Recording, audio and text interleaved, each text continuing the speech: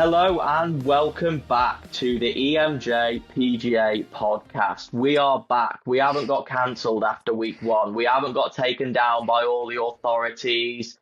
Nobody's emailed me to say how out of order we were in week one with all our comments, some of the suspect comments we made. I actually thought we were well behaved last weekend, or last week even. But we're still here. We're still here. And thank you everybody who listened to the podcast last week, because I'm able to see it. I'm able to tell Ben as well, who's listened, where they've listened, and yes, it's much appreciated to everybody who's been part of the community early days and got behind us. News on that, okay? You can find us on breaking news, all podcast streaming platforms, okay, as of today. So I don't actually have a list of all the platforms that at least it told me that we're on, but as well as Spotify, Apple Podcasts, thank you to everybody who listened on there, and YouTube, thank you to everybody who watched on YouTube. You can now find us on any podcast streaming platform, and if you are listening on something that's other than Spotify, Apple Podcasts, YouTube, let us know. Let us know. Like, send us a comment. I'll probably be able to see it. Send us a comment and say which platform you're listening on, because it's much appreciated, the support. But without further ado, all right, we are going to get into this week's podcast. All right, week one nerves out the way. We've got all the sort of we've got all the jitters of episode one out of the way. It's plain sailing from here. Plain sailing from here. Ben Hartshorn, welcome back to the podcast. All right. How are you feeling this week ahead of this week's golf?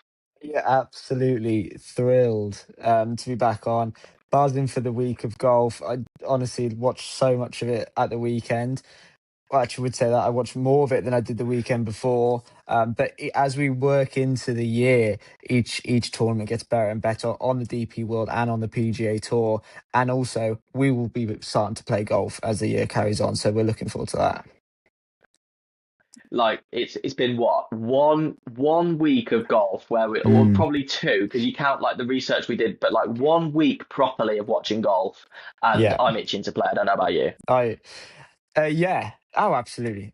Always itching to play, gagging to play up there, anywhere. Yeah, anywhere. No. Like, Ben's local course is literally above every other course, like, known to man. Like, so he literally feels like he's playing above everybody, and then in his societal status, he feels like he's above everyone as well. So like everything's sort of on the up for Ben Hartshorn over there. What have you been up to this week? What have you been up to? Have you been up to much this week?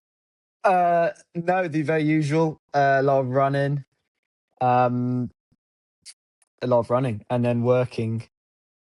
Yeah, what about you? Running, working. Yeah, pretty much the same. To be honest with you, running. Did you get, like, was it last pod? No, not running. I haven't been doing enough running recently. I tell you that much. Was it before last podcast that you might not want to talk about this, but you got, let's just say, hurt? I got hurt. And physically, not emotionally this time. I got hurt playing football for Stretton. But I wouldn't actually say I got hurt. It's weird. I got absolutely bashed up, got absolutely taken apart, but it didn't really leave any marks, which is weird. But yeah, in a football incident, we have spoken about it, but I didn't tell you for a while. But yeah, a bit bashed up, but we move on and we carry on with the season. So yeah. Yeah, I've been thinking about that. Like, literally, I was thinking about that driving home. I was just like, what is up with like grassroots football with that? Like, basically just getting assaulted on a football pitch. Like, what is that all about? So yeah, that annoyed me, to say the least. One of them incidents, and then I watched another grassroots game on the same day that you told me, and I just thought, I'm gonna stick to the Prem action, because Jesus Christ, like, I'm not missing out on much at this level. Like, some of the worst refereeing, the worst sort of stuff that I'm seeing, and then we're allowed to, like, UFC, like, kill someone on a pitch. Like, I don't even know what that's all about. Did you see the one in Wales? There was this on the same game that I got done with that elbow. You saw the flying elbow. Amazing how it will be. both individuals will get away with it through the FA, through the police. So it's amazing what can happen on a football pitch and what people can get away with.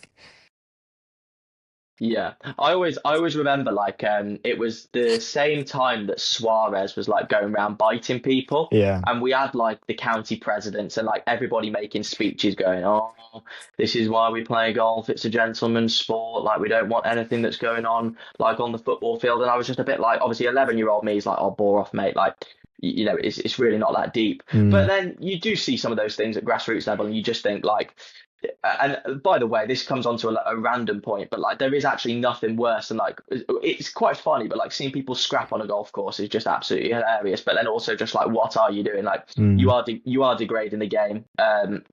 For all of us. So yeah, that was interesting. That was the football review. The football review. Ben is still with us. Again, he's not concussed, but given his thoughts after the end of the podcast, you might choose to agree or disagree with the doctor's comments that he's not concussed. That might be a decision you take.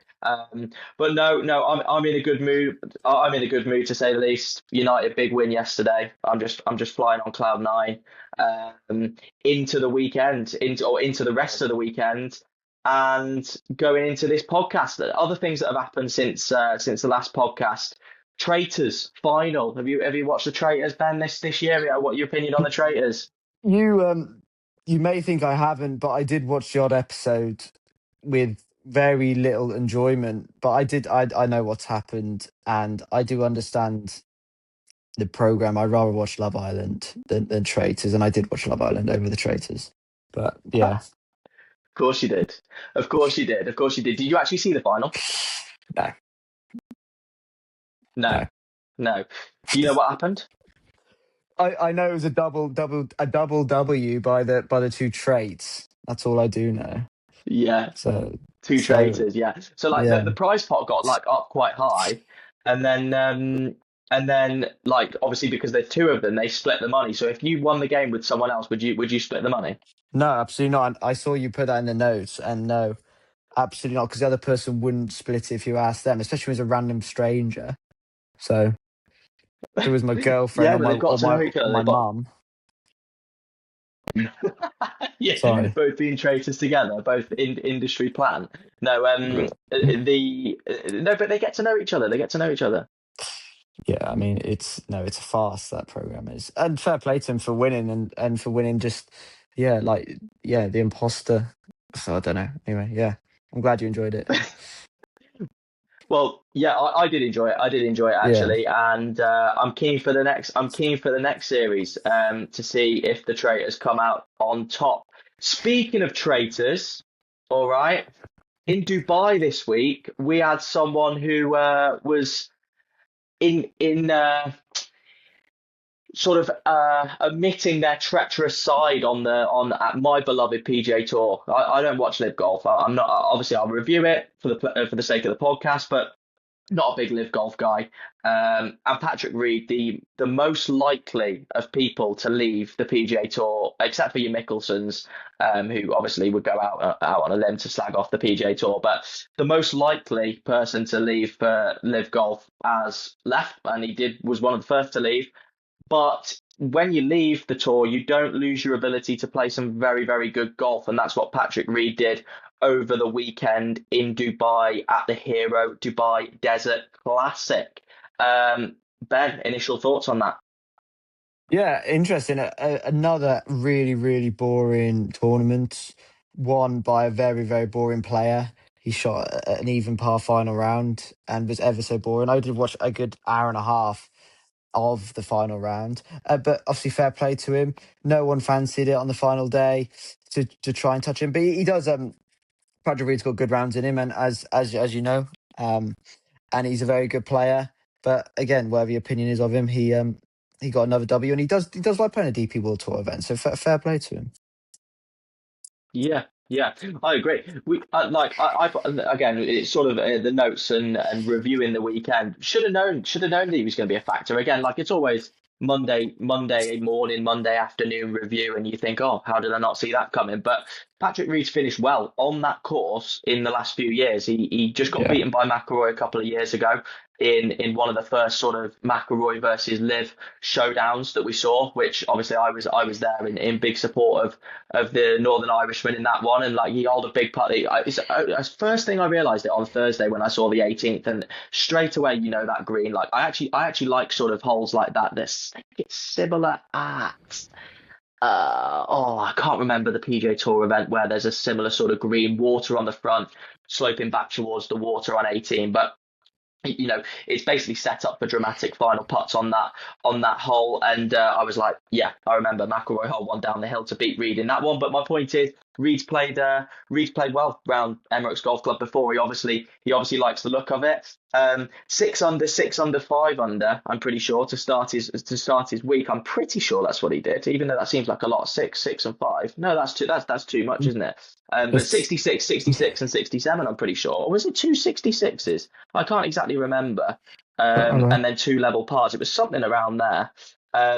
But basically, he played really, really well Thursday to Saturday, and that was one of the biggest things that sort of led him apart. Mm. Highest birdie average of the field, rounds 1 through 3. Number 2 in strokes gained tee to green, 1 through 3, rounds 1 through 3. Plus 3.56 strokes gained tee to green. So that's really, really solid. And yeah, he was sensible and strategic on the final day. Is that sort of Mm. all you caught up with on the final day? I watched a good 2 hours. I did watch bits throughout the week, more than I did last week. But yeah, no, very solid on the final day. But again, we'll give the people who talk credit. We'll give Dubai credit. We'll give the Emirates Golf Club credit. Another tough golf course. The wind was blowing on the final day. They did shoot low throughout the week. But if you look to the final scores on Sunday, like Julien Gouret, that's definitely not how you say it. But anyway, he shot 3 under. That was pretty much the Shout out. low. Yeah, that was pretty much the lowest score of the day. 3 under on the final day. So very good golf course set up. Unlike the other golf course this week. So yeah, fair play to Reedy. He did what he had to do, but no one really had a go on the final day, which was a shame. And he cruised. He cruised to the victory. Yeah, we mentioned obviously La Quinta Golf Club, which we'll come on to in just a little bit. Yeah, Yeah. scoring significantly lower over there in California. But no, it was interesting to obviously look back. Really interesting layout at the Emirates. So I sort of did a deep dive into it. Obviously, once the dust had settled, predominantly sort of a golf course that sets up for people who like to shake the ball from right to left, which that's probably why McIlroy's had so much success there over the years. So you've got 9 of the 14 par 4s and par 5s that suit up right to left in Mhm. shape. So as someone who draws the ball like Patrick Reed, that obviously suits his eye. There's a short par 4, the 17th as well, which obviously isn't that much of a challenge where you need to navigate round a corner, even though it's a dogleg right. So really, 9 of 14 shots is exactly 9 of 14 shots per round. Really, he's liking the look of off the tee. So Mm. that's maybe a little bit of a glimpse into why he likes it round that golf course, and definitely something to think about when we come round to this tournament next year. And yeah, I mean, the big turning point, I don't know how much you saw of it, Ben, but the big turning point was on the 12th on Sunday. David Puig, I think that's how you pronounce it. I mean, again, sorry to David again if he's watching. I wonder what he's doing. But David, apologies, or David, apologies if that's how you pronounce your name or not how you pronounce your name. Missing a chance to go within one on the 12th. That was a big moment. Patrick Reed sort of hit in the middle of greens, very conservative. But then he missed a par putt on the 12th, and then so did Puig, and basically the gap was still 2, and then after that he just seemed to melt down. Did Puig, and then it sort of went from bad to worse from him. But it's interesting how Reed was sort of. He was very conservative until it got a little bit close, and then he sort of tapped into that Ryder Cup match play mindset where he was able to just go, okay, right, it's me versus him here.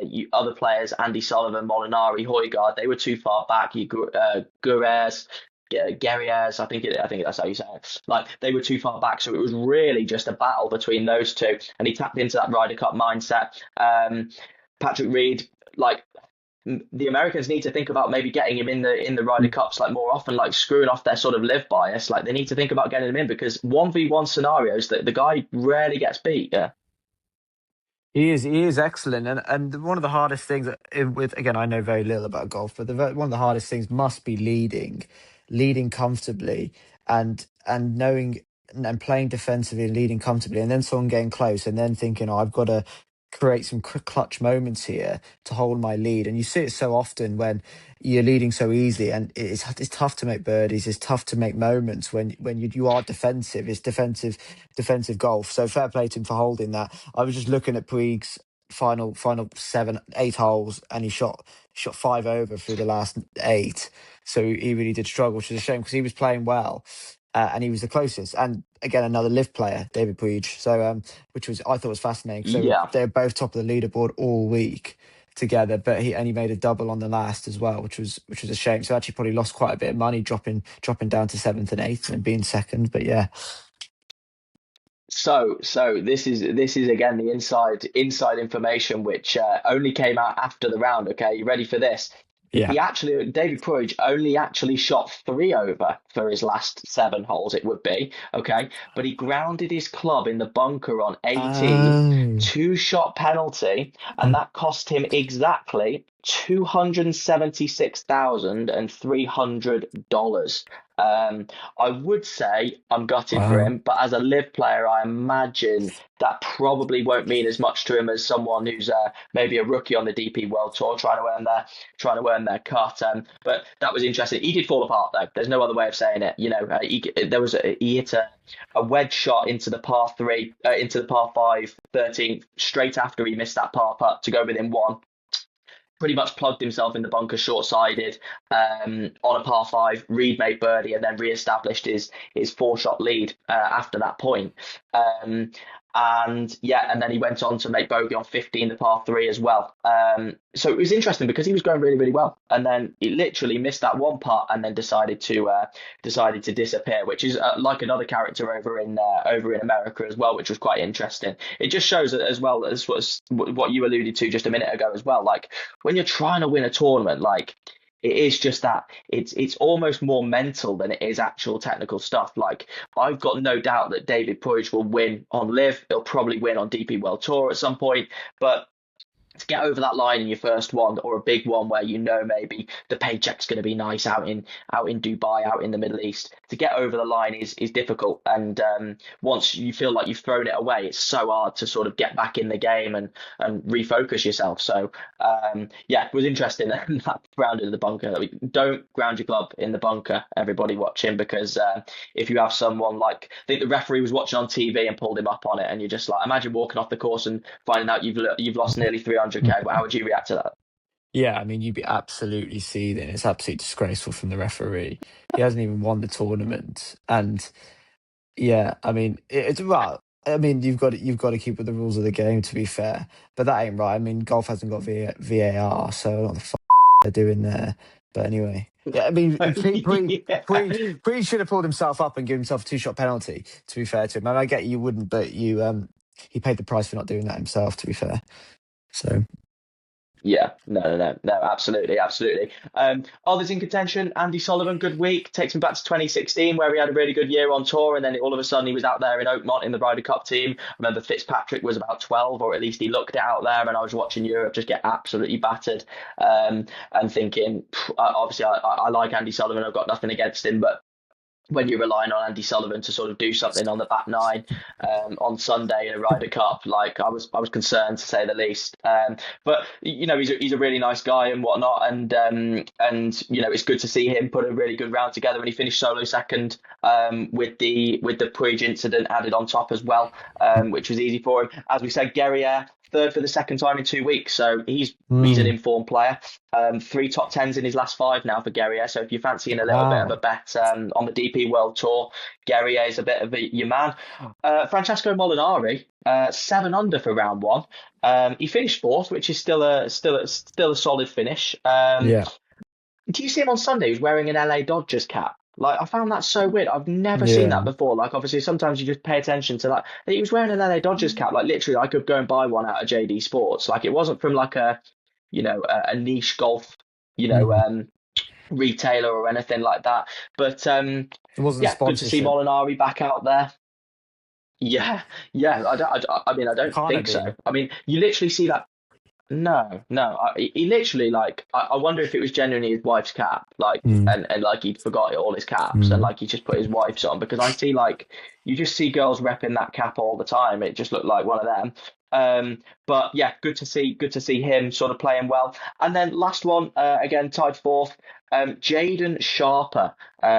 He must be the most informed player on the DP World Tour right now. His last five starts, Benjamin, tied fourth, tied 20th, win, tied second. He was world number 50.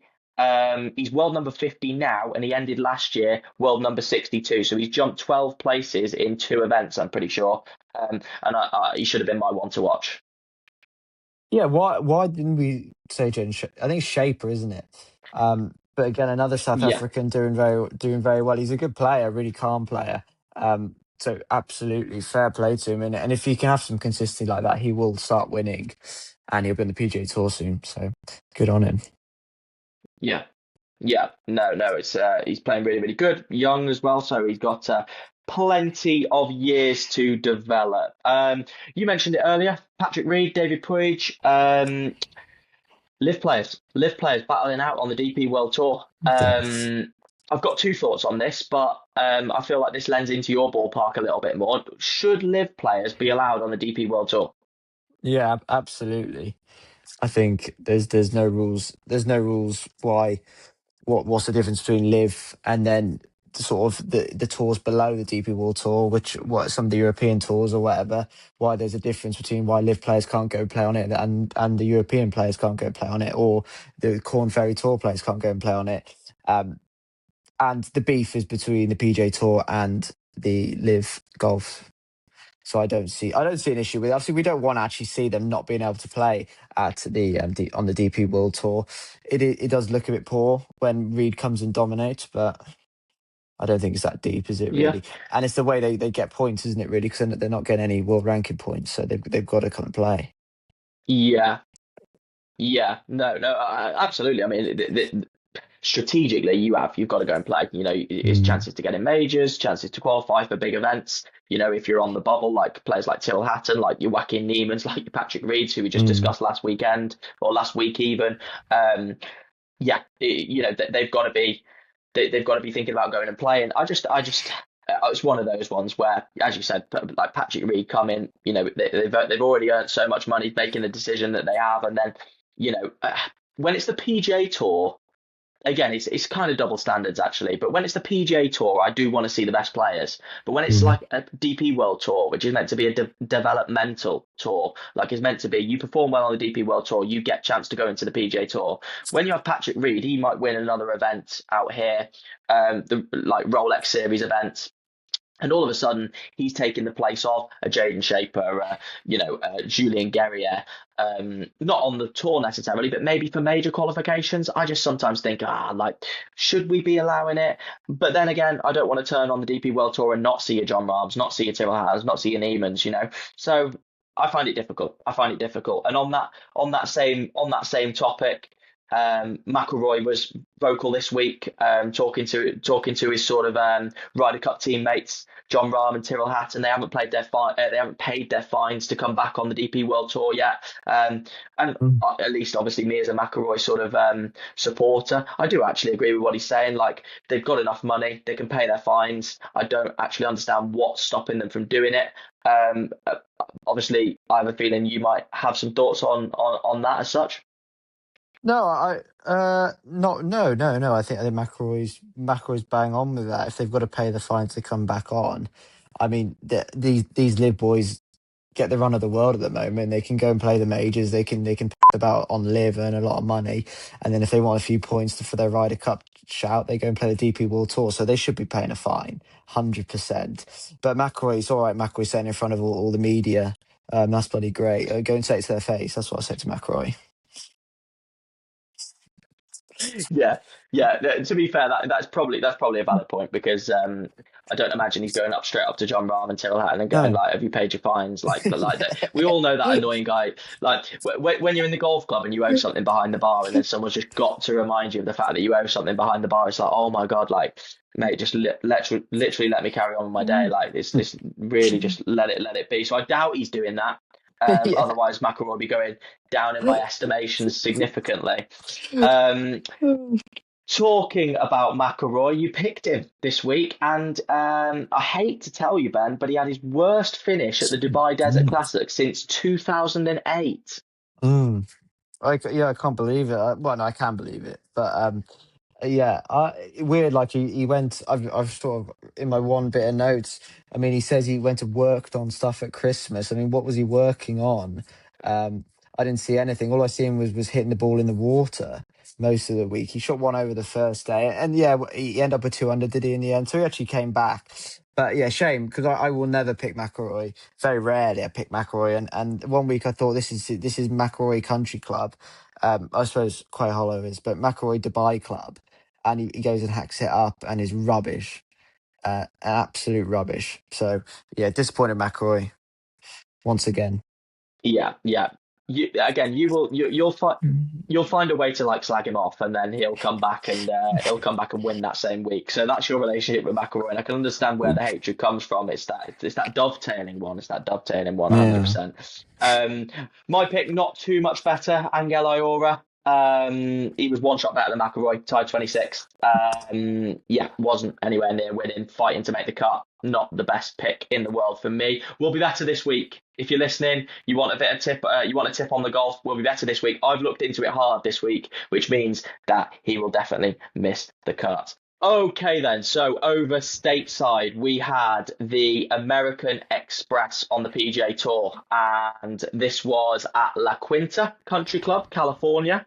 Again, I don't know how much of the golf you saw out there this weekend, Benjamin. Very pretty looking golf course in terms of the views, like some of the views in the background, right in the middle of the Californian desert.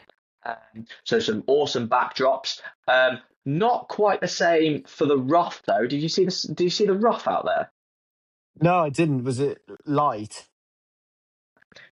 Yeah, it was brown, and I did some research, and it's basically what happens to Bermuda rough when it's like in the winter, which obviously it's the winter for all of us, but it's the winter over there as well. And like it reminded me of Eric Lottery. Do you remember? Is Eric Lottery still knocking about? Do you still follow him? I've seen some Eric Lottery videos recently. Eric Lottery, like his home course, his home club. Yeah, look, Winter. He's a lifetime member at La Quinta, ready to like film his videos. The rough was brown, so it made it a very sort of interesting spectacle, to say the least. Obviously, when the fairways are like way greener than the rough, it's an interesting sort of look, to say the least. We talked about our picks being wrong. There is one thing that we got right, and it's not to say that we're Nostradamus or anything like that, but we did pick Scottie Scheffler to be the PGA Tour Player of the Year for 2026. He's played one event and he's won it easily. Ben, what are your thoughts? Yeah, amazing, and we're not surprised. And I've watched bits throughout the week, and when I saw Scheffler was sort of going well, I know he shot 8 under the first day. There was a couple of 10 unders, which is crazy.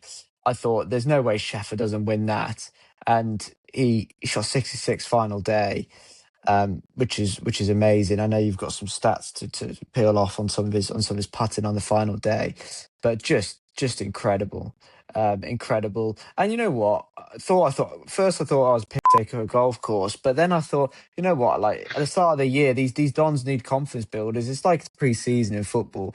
You play some teams to score goals, to build confidence with your attacking players, and that's what they see with their wedge games in these places where they go and attack these pins, and these dons are shooting sort of like minimum 4 or 5 under, and you're getting cut. These boys are getting cut at 10 under at this golf course, which is mental to even think about that.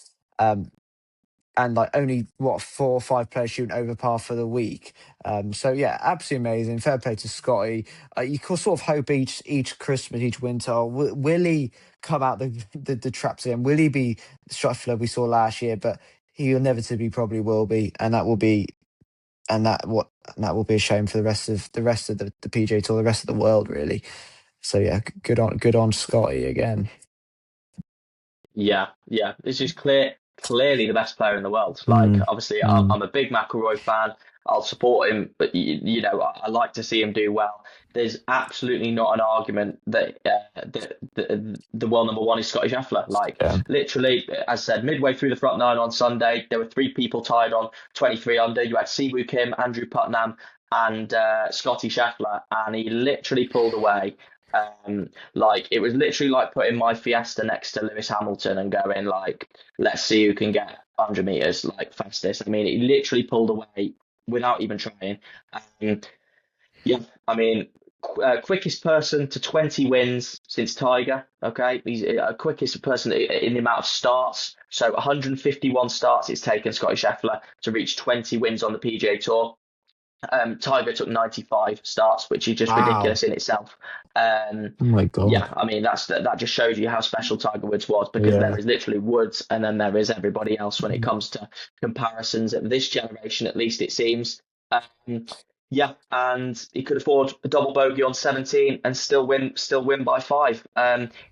Again, just when I thought, like, really interesting stats, just when I thought that I'd found the perfect sort of stat to sum up Scottie Scheffler, you had some of his playing partners, and then watching the highlights, you sort of saw some of the things to back it up. So again, it's not necessarily just iron play this, but the length of the birdie putts he made on Sunday for his 7 birdies: 4 foot 5 inches, 13 inches, 7 inches, 2 foot 1 inch, 10 foot 5 inch, 2 foot 7 inches, 2 foot 2 inches, 4 foot 3 inches, and 4 foot 1 inch. There's only one putt outside 10 foot for birdie.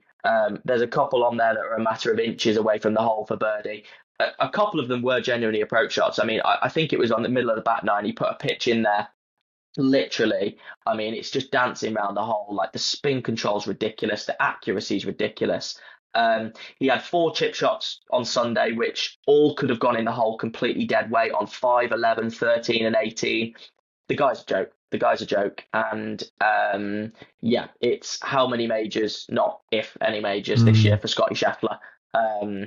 It's absolutely incredible to watch some of the golf that he's putting on show.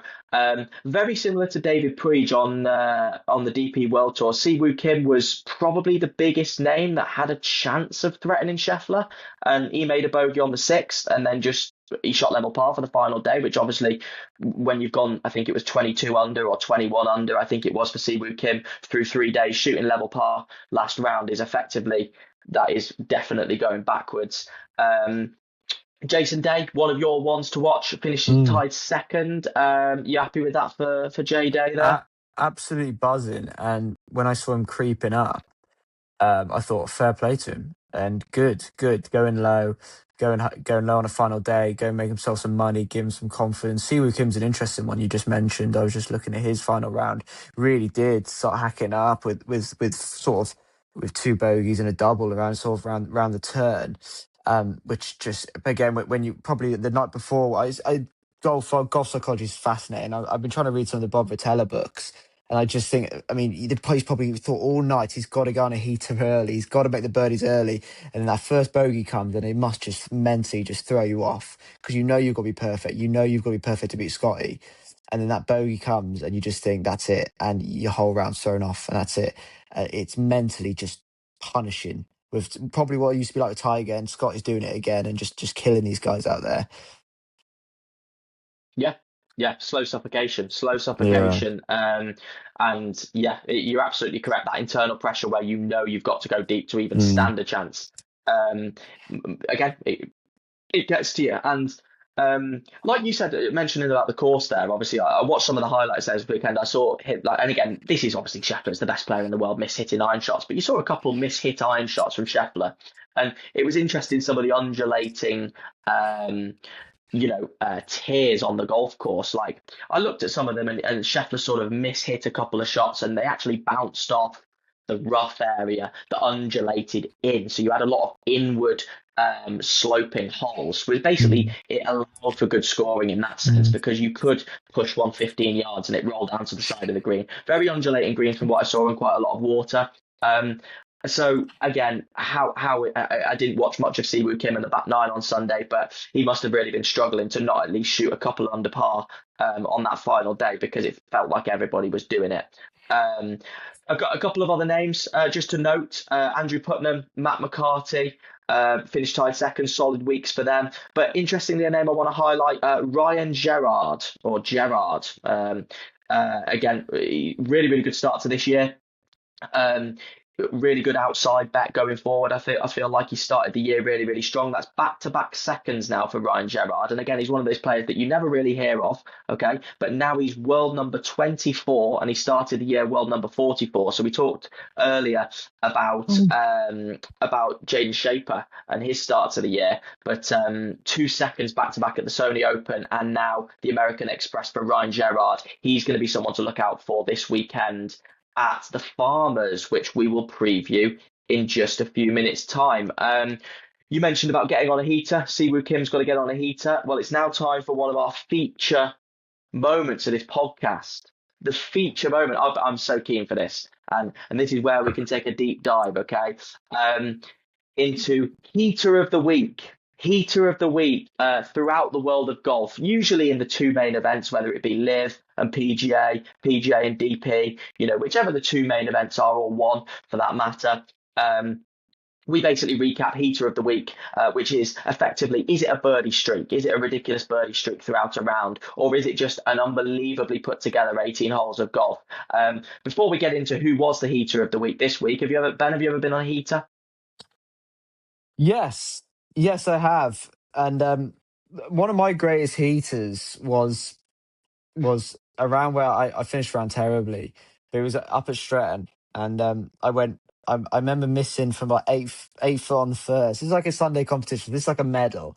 8 foot on the first for bird, like lipped out with one of our good mates JK, and then birdie 2 and 3, and then stuck one right. Gone on 4, so with my second ball, and then made a 3 with my second ball, with like a 10 foot putt, and I thought that was the fattest heat I've ever been on. Probably, I think I came with like 73, 74, which is a shame, but that I felt it in that moment, and I've seen you feel it before and feel the heater. So what's your best heater? Best heater. A best heater. Do you know what? Like you might be able to remember better than me, but I can never. No, that was it. It was probably the one PGA trainee event that I played and Yeah, and won like at Harborne, and I think I was 6 under through 13, and I was just getting like everything was going for me.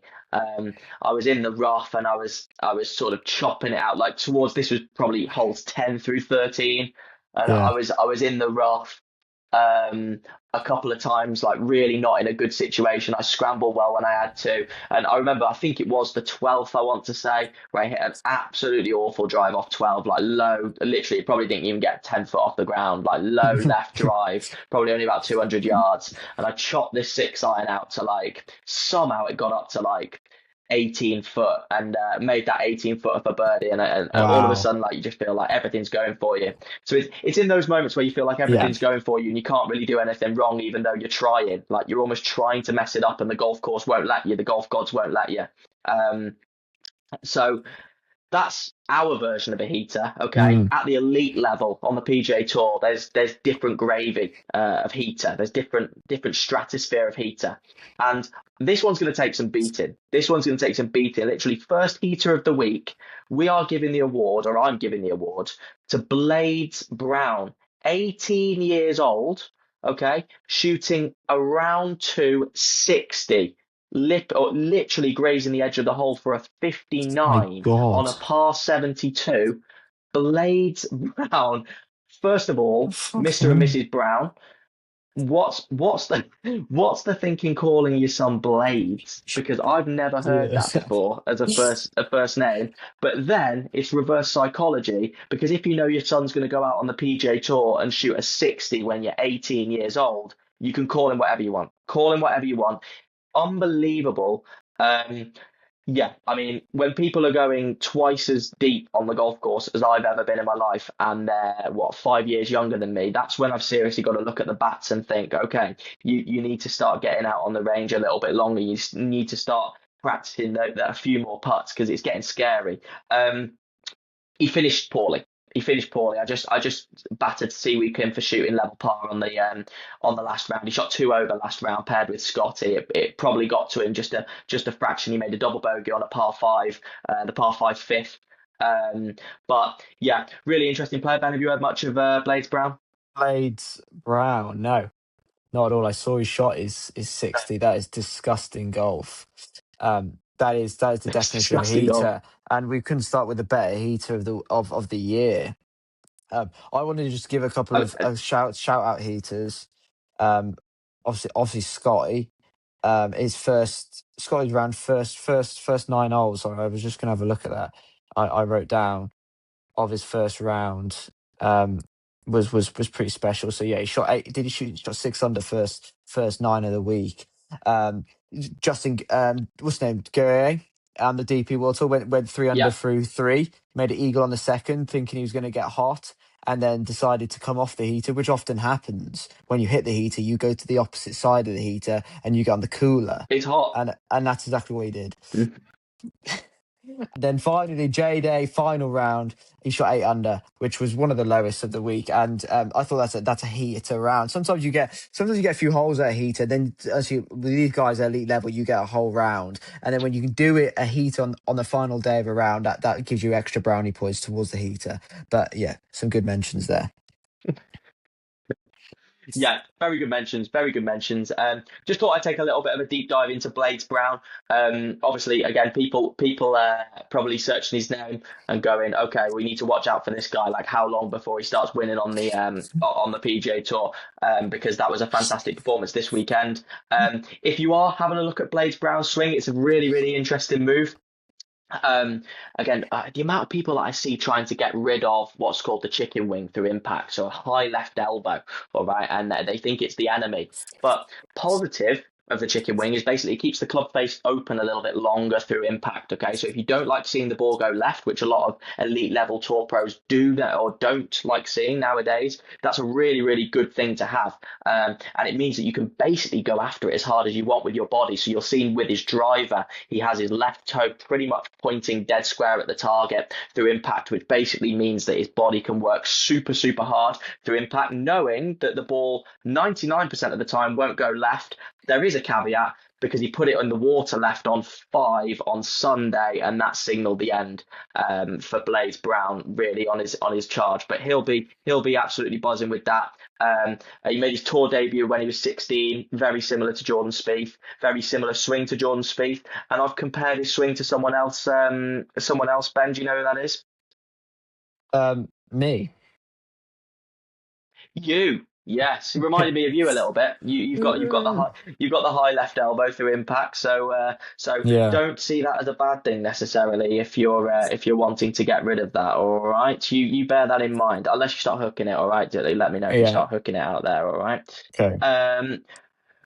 We've got heater of the week. We've got heater of the week. All right. But as always, there's people who get ridiculously hot on the golf course, as Ben alluded to. You could also get on the cooler.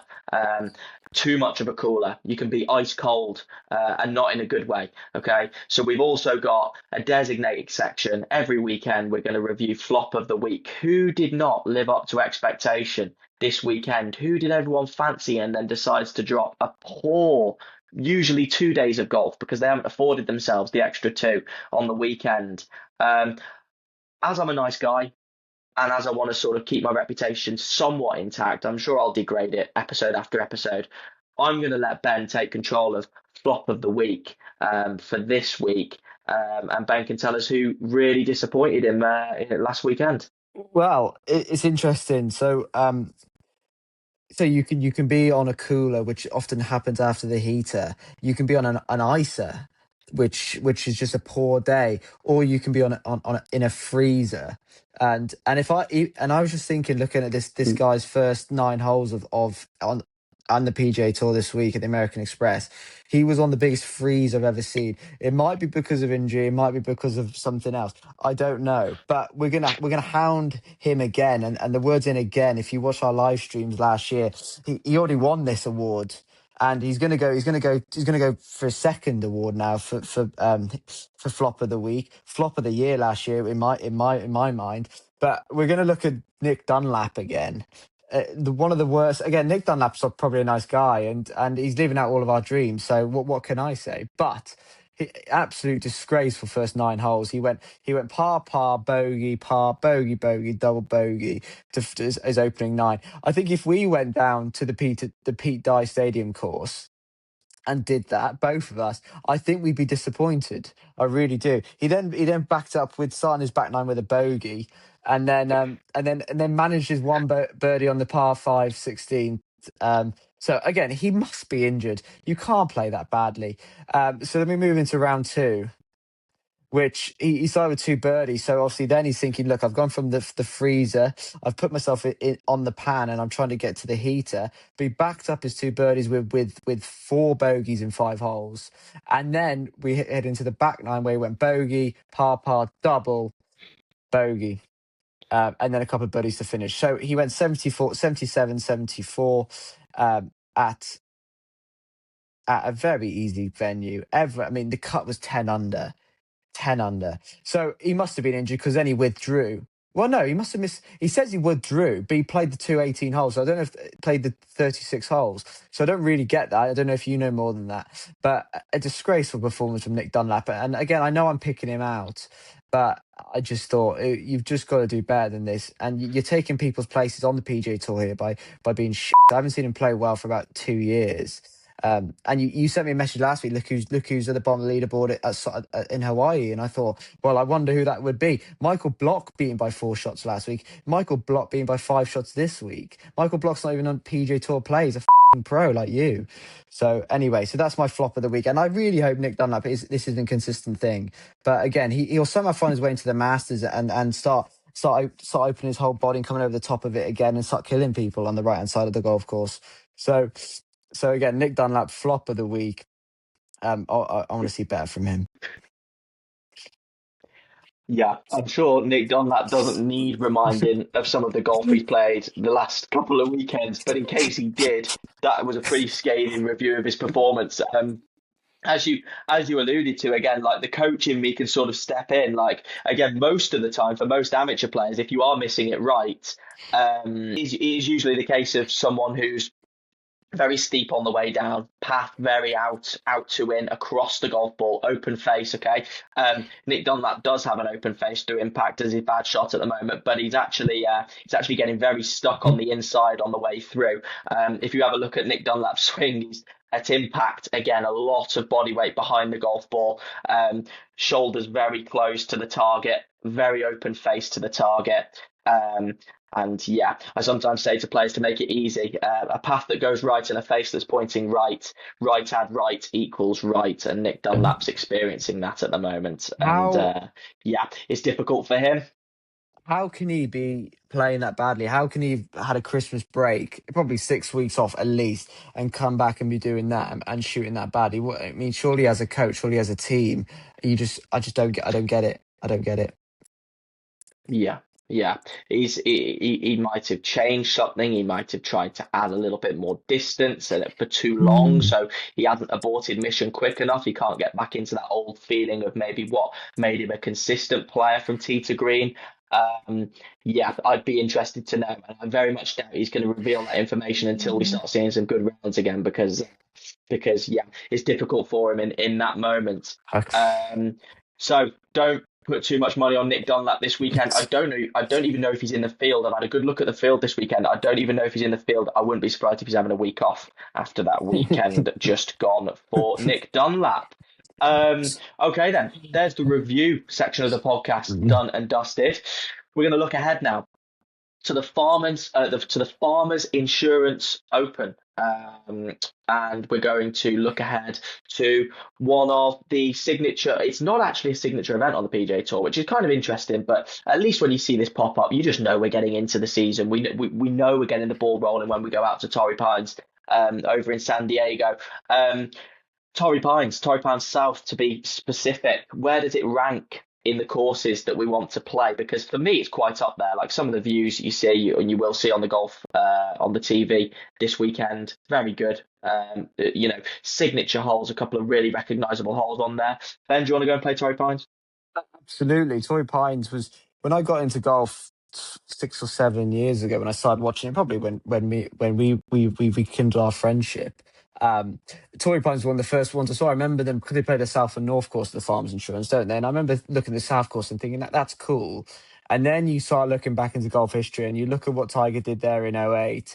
And then the US Open goes there, did go 22 and Rahm won. And you think that's a cool golf course. The fourth hole, the par three down the hill with the ocean behind, is a cool golf hole. The final hole is a classic final hole with the water in front. As you mentioned before at the Emirates Club, water in front, risk and reward par five. It's a great golf course. It's tough, and that's why they have a US Open there. And there's been some good winners over the years. And I looked back last year. And I looked at Aberg won there because they moved the Genesis there, didn't they? Because of the fires in LA from Riviera, and it's a great golf course and great players win there, and you like to see that. So I'm looking forward to it. I'm looking forward, and I'll try and watch a bit more of that final round on Sunday just for the golf course. So yeah. Yeah. Yeah, no, absolutely, absolutely. Hopefully the weather holds up because I know America's getting absolutely demolished by Yeah. quite a bit of snow at the moment. So hopefully that doesn't reach its way over to California. I know it's the East Coast that's mainly getting battered. So yeah, hopefully all good to go in Torrey Pines. Just like the name of like Torrey Mm. Pines, like just like what a name! Like off the top of your head, you got many favorite names of golf courses in the world? Because like to me, that's right up there. I've spent hours looking through the top 100 golf courses in the world. I mean, Cypress Hills is a cool name. Where was the US Open? Cypress Point. Cypress Point. Pinehurst number two. That's just cool. Pinehurst number two is unique. Obviously, Augusta's cool. The big ones are cool. I always think. I mean, I play Turnberry. I think Turnberry's a cool name of a place. I know it's a bit of an interesting area of Scotland. I mean, and then, yeah, yeah. So I mean, and then you go to more the classics. St Andrews is cool. Carnoustie is cool if you're looking up in Scotland. But yeah, what are your favourite names of courses? Do you think? Well, I was obviously listing them off. And I don't know what it is about the British name courses, but just because they're British, I seem to undermine them. So just because sometimes they're over in America, I put them on like the pedestal. So I was just thinking of like my favorite names of courses. And they were always the ones, again, like 2 weeks in a row, we've mentioned Tiger Woods PGA Tour, but they were always the ones that were just on Tiger Woods PGA Tour, basically. So Pebble Beach stands out to me. Like I'd always play Pebble Beach on Tiger Yeah, Woods PGA Tour, and yeah, I just love that name. yeah. But then they were pretty much US Open venues. Chambers Bay, unbelievable, unbelievable name. Merion, I love Merion. That was 2013 US Open. Not so much the names, but like the wicker baskets as pins. Like I absolutely love that. Mm, They should take the US Open back there. I don't know why they haven't had that on the roster for a while. Winged Foot, COVID US Open, but Winged Foot. I mean, yeah. what a name that is. Bethpage Black. I got a bit sick of saying it over September time, and then. Actually, my underrated favorite, Harbour Town. Harbour Town. I just love Harbour Town. Really? Lighthouse in the background. I love the name of that course. I love that golf course. I reckon that's top three courses I want to play. Oh, Harbour really? Town. Everyone raves about it on tour. Yeah, Mm. everyone raves about it. I love the way it's the weekend after the Masters as well. Everyone's in golf mode, and then you get to switch on the Heritage at Harbour Town. I'm so keen for that event. I don't know Mm. why, but God knows. So yeah, Torrey Pines up there. I'd actually say it's probably just a bit below all those names that I said, but still, you hear Torrey Pines, you're keen for it. You looking forward to the golf this weekend? Have you picked out any names that you think are going to do decent? I have done. I've picked out. I literally went because I thought I needed to back what I said at the start of the year. I'm gonna go Jay Day to win. This is the sort of thing when these players start getting back on the bandwagon, back on the horse. These are the sort of things they need to start winning again for him to get back up there. So I hope he wins. I think he will, and I know my boy, my savior, my god is back in the field. So I will be watching just for that reason. And obviously I pray he wins. But again, if Brooks isn't going to win this week and he goes and picks up a couple of majors to do the Grand Slam, obviously we'll take that this week. Yeah, completely fair, completely fair. I obviously did some research into my pick. I've tried to make a good logical pick, and I deliberately left my pick out of the rundown which I sent you earlier because I didn't want to give you too many ideas, even though you'll probably beat me with the pick this weekend. But yeah, some notable names. I just would want to let everybody know again if you are looking at the golf this weekend and you fancy maybe pointing something out to your mates, some names, okay? Max Homer, Justin Rose, Harris English, Tony Finau, Jason Day. These are all names that have finished really, really strongly at Torrey Pines at this event in the last 5 to 10 years, specifically the last five. A couple of past winners in there as well. You obviously had Aberg, who's the favourite, I believe, going into this week, who won here last year at the Genesis, as you said. Hey, He made the cut. Go on. he withdrew. Yeah, sorry about to say that, but he withdrew this week. Yeah, so exactly. So He withdrew. interesting that. Do we know why? Because I didn't see that. No, he shot 68, 67, so he was going all right. But no, I don't know why, which might mean injury, which might be an issue. But Yeah, don't touch Aberg. He was actually my first name that I wrote down for my pick, and then I looked into it a bit more, and I was like, no, I'm not picking him. And then I did I didn't see his name, so that explains this weekend. So yeah, interesting that. But obviously he won there last year. But then just some outsiders, just in case you do like a bit of an outsider, which I might even have a little dabble with this weekend. Patrick Rodgers, he's fourth in the FedEx Cup standings right now. Okay, I know the PGA Tour season's is young, but he's fourth, so he's not playing awful golf, and he finished third last year at the Genesis. So he likes this golf course. So he's in good form as well. And similarly for Maverick McNeely, who shot a final round 8 under, excuse me, last year at the Genesis to finish solo second. So again, if you like an outsider, Maverick McNeely might be your man. Okay. But with that being said, some outsider names. That's not who I've picked, any of those names, rather stupidly, because I know one of them will go and win now. Benjamin, who have you picked this weekend to win at Torrey Pines? I picked the person I said at the start. Sorry, I thought that's what you were asking me. I picked Jason Day. No, sorry, go for it. Yeah, I'm picking Jason Day to win. Yeah, I picked Jason Day to win, so I'm going to stick with that. That's the only person I was thinking about. So yeah, Jason Day, I'm going to say. Okay, yep. And he's obviously in my names of people who he's a past winner. Yeah. And he's in form. He's going to come with some good outfits. I know Malbon are going to produce some good outfits for him this weekend, and it would be good to see him win. You know, nobody doesn't like Jason Day. Very good player, very solid, and so it would be nice to see him win. And that's very in tune with your ones to watch picks, which you gave us last week. I'm picking someone who actually won the last time they started, which is a little bit of a risk, but I'm picking Chris Gotterup this weekend. Power fader of the golf ball, which suits the course well. This is a trend in past winners. As you said, Aberg last year, Rahm won the US Open the last time it was there. So these are all powerful faders of the golf ball. So it's going to set up well. Scarily, obviously that suits Koepka. Koepka's actually missed, I don't think he's made a cut at this event, in his career. I know that sounds ridiculous, but I genuinely don't think he has. So I was genuinely on the verge of picking Brooks, but and then I saw that and I was like, no, absolutely not. And little clues, they pick Chris Gotterup to play in the TGL. They don't pick bums to play in the TGL. No. He must have something about him. He beat Rory in a duel in Scotland last year, which was really surprising. He was sort of lesser known back there last summer, but to see him hold off McIlroy on a course that McIlroy knows and has played really, really well was really interesting. He won at the Sony Open a couple of weeks ago in Hawaii. He's in form, and I think this will set up perfectly for him this weekend. So, as I said, just go and watch him miss the cut this weekend as well, and come back to me and have a laugh at my expense. Okay, then. So we are back, and we are now going to do a little bit of fun. Have a little bit of fun at the end of today's podcast. Okay, so we put it out on social media this week. We wanted to hear from you. We wanted to hear from the podcast community in its early days, its primitive days. and just to get a bit of interaction in here, because obviously it's me and Ben talking to each other, but we want to involve you guys as well. So we asked you guys, what is the worst golf course you have ever played?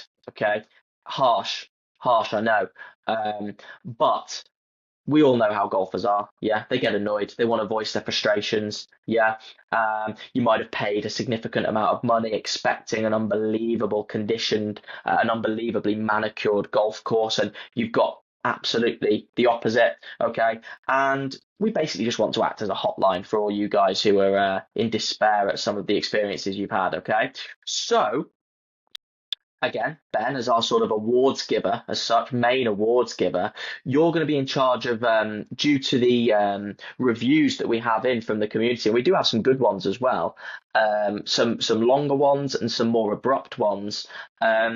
You're going to give the award for EMJ PGA Podcast Worst Golf Course of, should we say the year? We might say the year, but we might come back to it maybe another time. But worst golf course, current worst golf course due to the community. Ben, how are you feeling about that responsibility? Really excited because this is the sort of thing that I'm on this podcast for.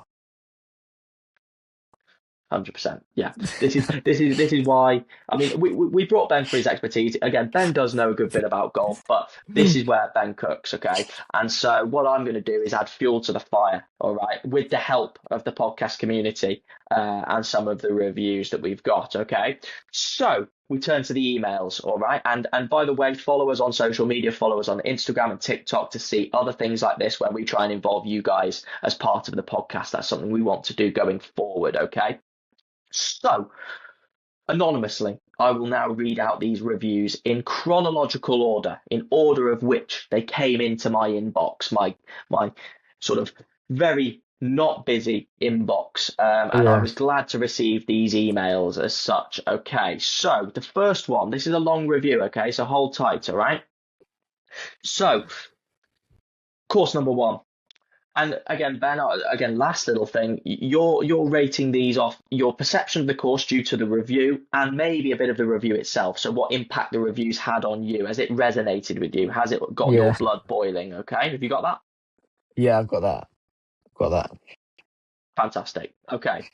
Course number one sent in from a keen listener. Okay.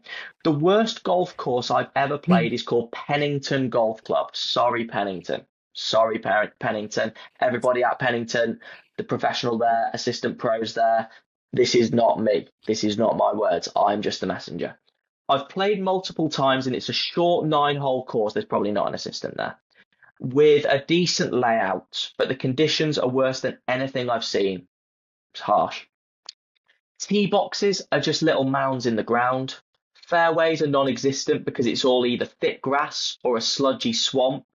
Bunkers do not have any rakes and haven't been raked almost ever. I landed in about 3 bunkers, and the best lie I had was my ball in half a foot deep dip in the sand, like someone had been digging, and it was rock solid, leading me to bury my ball more. Finally, the worst part of the course are the greens. They're not the biggest to maintain, but every green is impossible to putt on, as the grass is about the height of a fairway, which doesn't sound bad until you have to almost full swing your putter for the ball to go 20 foot. There are divots all over, even with dirt bike tracks on some holes. This might bring it down, okay? It's only £5 to play, which pretty much explains everything we've seen there. But it still answers your question as the worst golf course I have ever played. Ben, thoughts on Pennington Golf Club?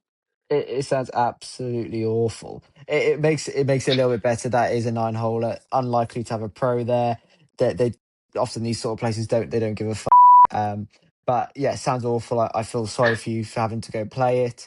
I feel sorry for you to experience that. I feel sorry for you to have to write that. So yeah, awful. But again, the £5 does sway me to thinking that that's sort of what you get for £5 in the UK. So yeah, 100%. Sounds like a horrible experience. The most concerning thing about that email is the little note to say that they've played it multiple times. What's the thinking there? What's the thinking there, man? That's the worst. That's the worst course I've played. I'm going straight back. I'm booking one. I wonder. I'd love to know how many, like the word multiple, how many times he actually has played that course, or she. But yeah, I mean, when it's Yes. that cheap and you're trying to work on certain things, like I don't actually blame him. But Work on a will to live by the sounds of it. yeah. But yeah, Pennington Golf Club first entry. Okay. Second entry. Okay.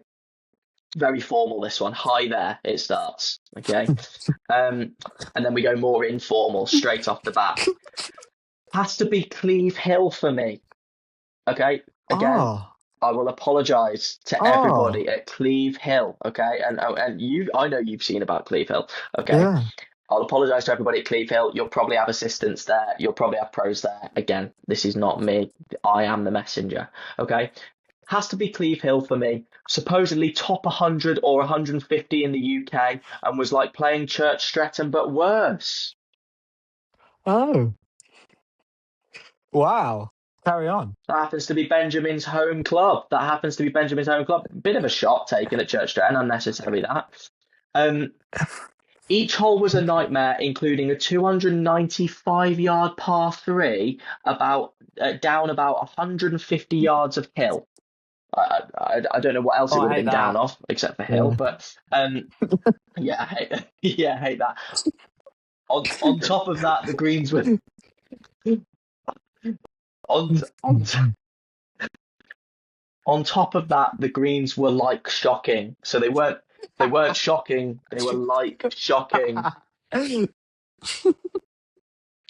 And what we'll do for people watching is we'll overlay the picture that's been sent in by this disgruntled golfer. And I can tell you the picture is horrific. Like genuinely, it looks like when you cut someone's grass and you don't pick up like the spare grass that you've cut up and it just ends up spilling out the sides. Yeah. It looks like that. Cleve Hill.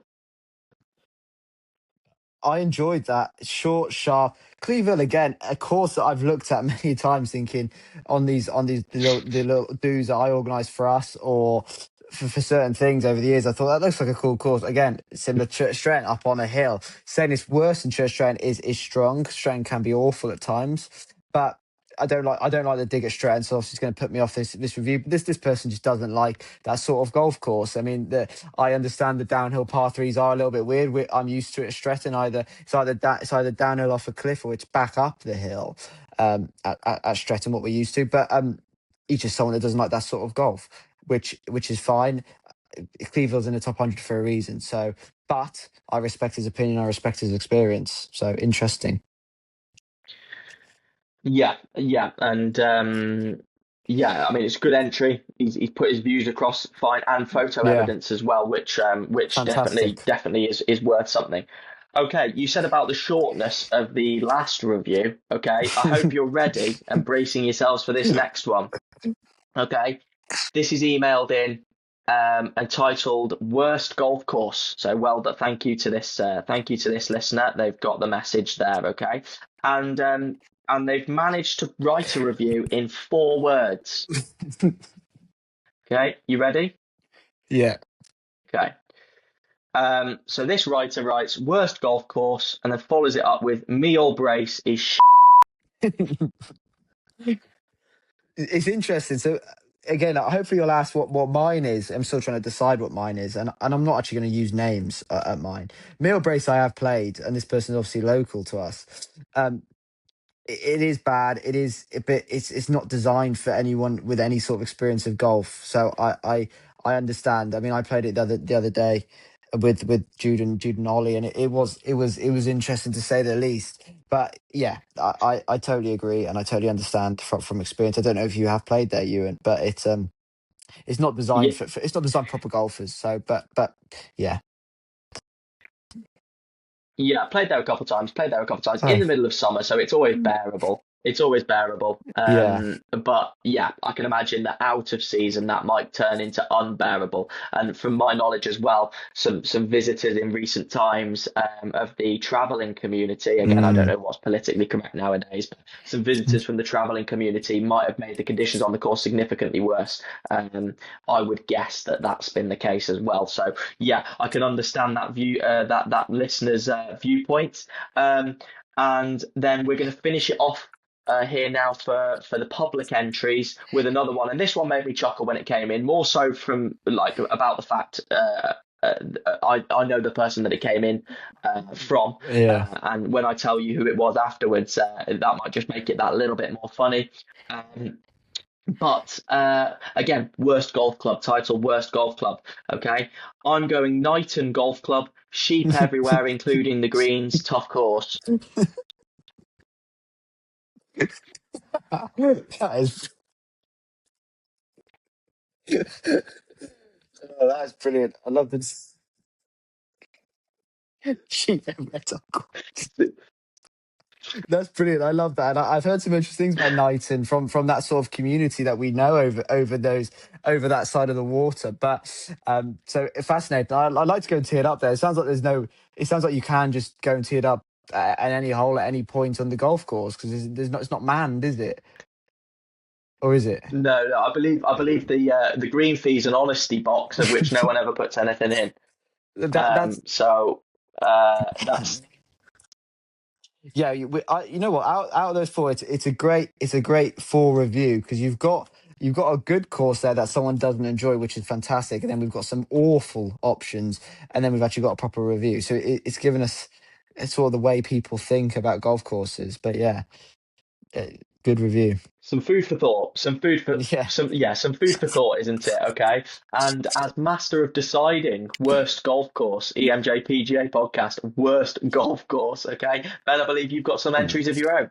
Well, yeah, I'm not actually going to name names because I feel bad, and I'm very lucky. I'm lucky enough. So are you. I know we both said we've played Meal Brace, but that's something completely different. I haven't played that many bad golf courses, and what I would say is how do you judge a golf course? Because golf course is so often a judge of how the way you play, which is ridiculous in a way, but can you take your emotion out of it, and how can you look at a golf course and judge it for your enjoyment visually, for your enjoyment emotionally, for your enjoyment of the overall day? What was the clubhouse like? But again, if we are just looking at the course, it's very difficult. But there is one golf course. I'm not going to name names, but I want to just give a review of it. Well, in the summer, and you and will pick up which I'm talking about. In the summer, and I haven't played it that much in the summer. It is the worst. It is the worst. The front line is so bad.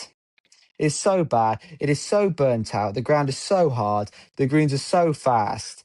It's just rubbish. It really is just rubbish. And I've played it two or three times in midsummer the last 2 or 3 years. It is very local, and I didn't want to slag. I don't want to slag it off because it's somewhere actually my family members have been members. But it is rubbish. And for a layout of a golf course, for a condition of a golf course, for enjoyment of playing golf, I get there's challenge to it. But for a social golfer, I know you're a professional golfer. For a social golfer, it is horrendous. The grass is terrible. The tees are very nice. The greens are very nice, but they're so fast. I think that is the worst golf course. I think that 9 holes of that golf course that you know what I'm talking about is the worst golf course I've played. Okay, yeah, I know where you're talking about. I've never had a good knock round there. It's actually the place of my only ever hole in one, so Oh, yeah. it resonates with me a little bit. But I do remember whether it was that same event or another time. I remember on the 16th on that golf course hitting a pitching wedge and deliberately landing it 20 yards short of the green, Mm, in July, and thinking, what the hell was mm, that? So they absolutely can get it wrong round there. Maybe it's a case of poor green staffing for a significant amount of years. Usually these golf courses, especially local to us, once you find a green staff, once you find a head greenkeeper, and they're happy with where they are, it's very hard to move them on. One, out of loyalty, and two, there is. It's not like they're growing on trees. Really good greenkeepers, so it might be a case of that greenkeeper likes it It, that way, and the members like it that way, and keep it like that. it's an interesting point. Again, it's something we'll talk about more about, maybe the inside runnings of a golf course, which I'm starting to see more is, and greenkeepers, they're sought out bunch, and they can be they can be a very stubborn bunch. And you get a good greenkeeper, you can see the difference between greenkeepers, as you would have seen at your previous golf club, of the work they do. And I think it's a massive thing, the greenkeeper. And what does the greenkeeper really have inside them to do with the greens? Because they are the people that will decide the greens, and a little bit of a difference in a green in the summer can really make a difference to the rating of the course and to the enjoyment of the golf course. So it's I think it's interesting. Yeah, absolutely, absolutely.